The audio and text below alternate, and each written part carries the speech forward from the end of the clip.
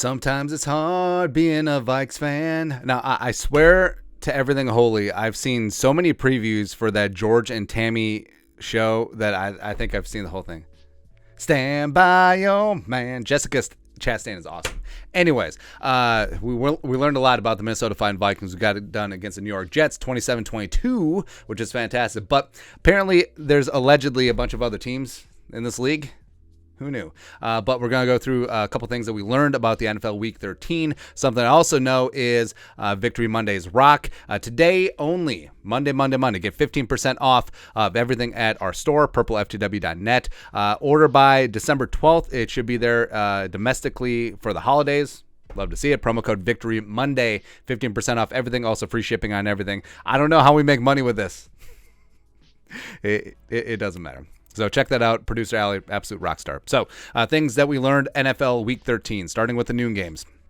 Trust Mike Tomlin, where the Steelers are 5-7, and the Steelers are actually playing some good football right now. They're nursing a young rookie quarterback in Kenny Pickett. Small hand smells like cabbage. TJ Watt is back. That defense is starting to look pretty good. And they went down to Atlanta. I mean, Atlanta's sort of mid for sure, but Pittsburgh got it done. It's a pretty impressive road win, and I don't think that the Steelers will be threatening for any sort of playoff chances necessarily, but, I mean, this may be one of the best coaching jobs that Mike Tomlin has done because it's really easy to coach a team that's loaded with talent, and this year's Steelers team, it ain't it. This was definitely a rebuild season, but Mike Tomlin, who's never had a losing season, one of the best coaches in NFL history, I mean, he just does it again. Love me some Tomlin. 2006 Vikings defensive coordinator Mike Tomlin. Nailed it. Thing we learned, number 2, Green Bay still owns Chicago, which is so depressing. Yeah, but it's more of a slight on Chicago. Like, what the hell, man? Like, how are you just 3-10 when Justin Fields is out here throwing for 254 and running for 71 yards and a touchdown? Like, how is that possible? Like, a kid is putting up video game numbers, and you just lose every single time. Like, you didn't even cover. And also, I don't want Aaron Rodgers going around taking a media tour. Like, he's going to go on McAfee this week and just be like, oh, my ribs, but I still beat Chicago. You didn't do jack. Jordan Love would have done exactly the same. It was A.J. Dillon and also Christian Watson running with that sweep. And it's like, oh, that's how they got it done. So I don't want to hear the 12, please. Nonsense, man. But, I mean, Chicago, what the hell? Like, you have a beautiful thing in Justin Fields, and you just have to build around him. But I don't trust. I don't trust Ryan Pace. I do not trust Matt Eberflus. Wait, no. Ryan Poles. Ryan Pace was the old guy who got fired. Ryan Poles is the new guy who's going to get fired. And I don't trust Matt Eberflus at Kia Toilet either. I don't trust any of them. No trust. Next up, the only person I trust is Mike Tomlin, obviously. The Lions are legit, man. So Jacksonville saw this coming from a mile away. Really hammered the Detroit money line. I think they were like 1-point favorites anyways. But Jacksonville, this is what happens, man. Coming off a huge emotional win, going for 2 and against the Ravens down in Duval. Coming up, and they just got sleptwalked. They just got slept. Detroit smacked them right in the mouth. And Detroit's feisty, man. Like, there's one of the top scoring teams in the league. They've won 4 games out of 5. And Amon-Ra St. Brown, 11 catches for $114 and 2 touchdowns. He's going to be a problem. As you saw, I mean, the Vikings defense struggled with Garrett Wilson. Amon-Ra St. Brown, yes, he did very bad things to the Vikings last year when they visited Detroit, got Detroit's first win of the season. So that's going to be a big-time game. I don't know if the Vikings actually should be favored. Even though they're 10-2, they're 1.5-point favorites.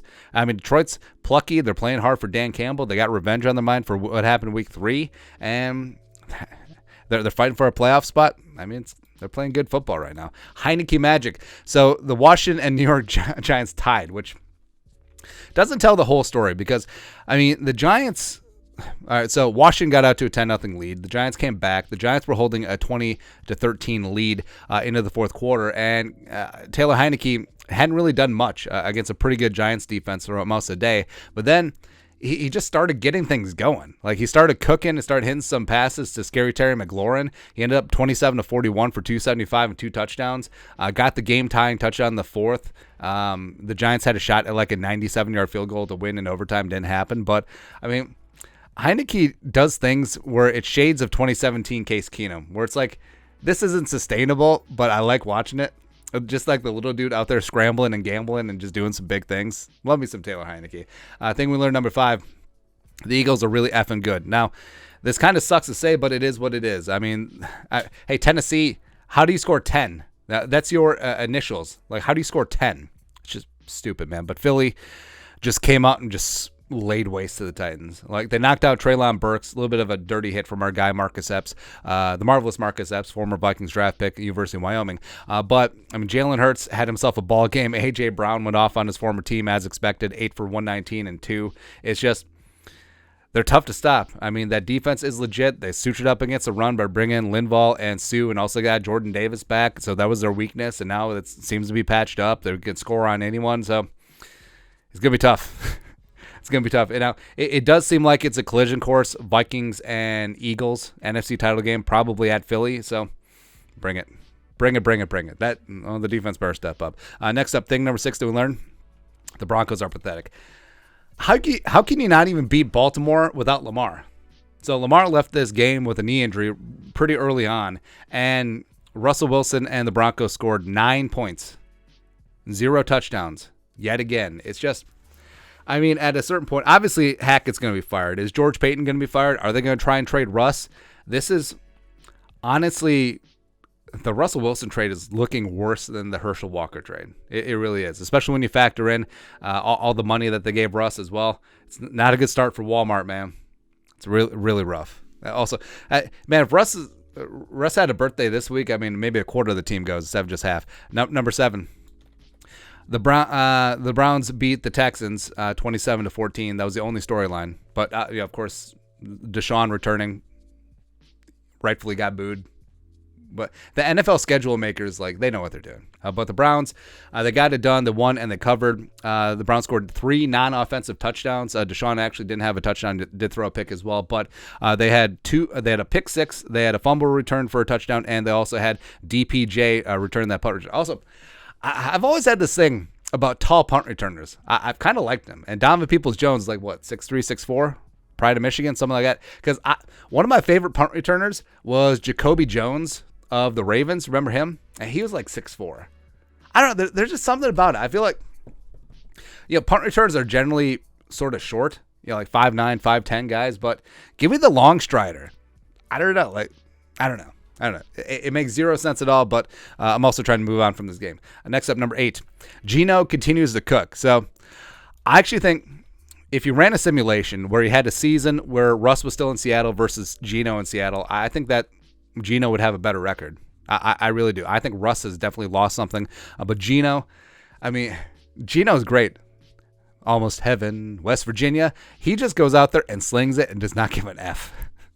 It's fantastic, man. But 367 and 3 touchdowns, game winner to DK. Now, should Seattle have struggled so much with the Rams in the state that they're in? No Aaron Donald, no Matthew Stafford, no nothing, no this, no that. I don't know. I mean, Cam Akers scored 2 touchdowns. Like that's how far the bottom of the barrel that the Rams are scraping right now. But who really knows? But a good win. They're keeping pace sort of with San Francisco in the NFC West. But I mean, do you want to play Seattle in the wild card round? Not really. I mean, I think that Geno is enough high variance that maybe he hits a really good day, and who knows. Next up, number 9. Without Jimmy G, the Niners are still damn good. So Jimmy G unfortunately went down with a broken foot, but they still put the bang thing on the Dolphins. By the way, when Jimmy went out, I think this game was 10-10. So the Niners pulled away and the Dolphins just got shellacked. And this whole team has never been about the quarterback, whether it's Trey Lance, whether it's Jimmy G. Jimmy G is perfectly pedestrian, but it's been about running the football, being tough, getting the ball into McCaffrey and Debo's hands, and playing great defense. And that's still what they're doing. I mean, Tua came in as an MVP candidate. Also, Tua tweaked up his ankle. Hopefully that's nothing too bad. But I mean, So I'm watching Sunday Night Football right now, and I think that was Mo Alley Cox just fumble 6 to the Cowboys. Grumble. Anyways, or is that the rookie tight end? No, it was Mo Alley Cox. Anyways, so yeah, the Dolphins and Tua playing at MVP level, Tyreek and Waddle, and they're just inert. That's how good that Niners defense is, man. So scary stuff, man. Next up, number 10. Cincy's getting right at the right time. So Chiefs coming in, riding high. They were 2.5-point favorites, and the Bengals I mean, they did the damn thing. From start to finish, it looked like Cincy was in control in the spot. Joe Burrow was dishing 286, 2 touchdowns, also ran one in. Jamar 7 for 97, picking up where he left off. And the Bengals, I mean, the Bengals are 8-4. And for all this hype about the Bills, and yeah, respect, the Buffalo Bills are pretty damn legit, as we saw on Thursday night against the Patriots. But, I mean, the Bengals went to the Super Bowl last year.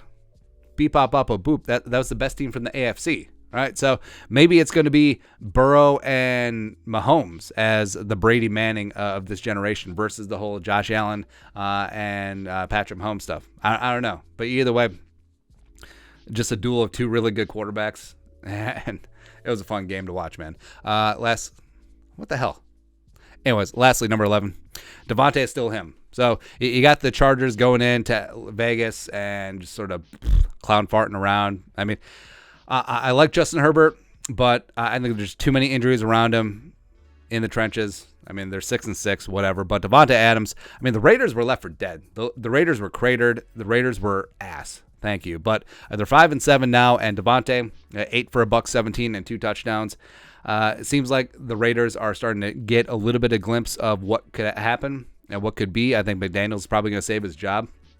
But, I mean, well, what happens to the Raiders this offseason? Like, do they trade Derek Carr for Rodgers?